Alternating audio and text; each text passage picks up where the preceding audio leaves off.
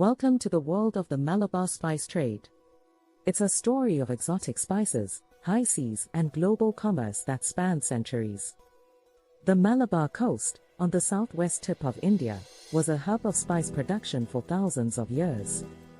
Pepper, cardamom, cinnamon, and other spices were grown in abundance and traded with Arab and Chinese merchants. As early as 3000 BCE, ships from Egypt, Rome, and Greece sailed to India to trade for spices. But it was the Arabs who dominated the spice trade for centuries, using dhows or Arab sailing ships to transport spices to the Middle East and Europe. The Arabs kept the source of the spices a closely guarded secret, and they created stories of fearsome creatures guarding the spice forests to discourage competitors.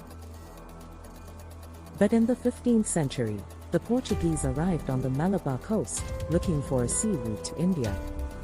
They established trading posts in Goa and Cochin, and took control of the spice trade.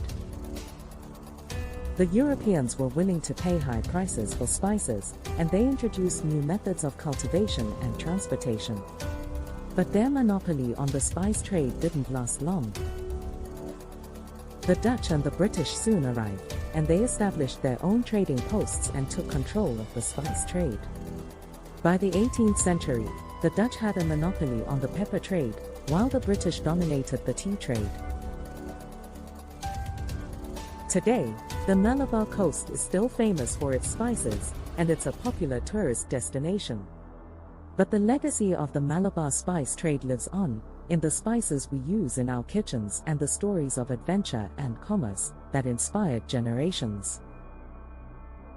Thanks for joining us on this journey through history. Until next time, spice up your life.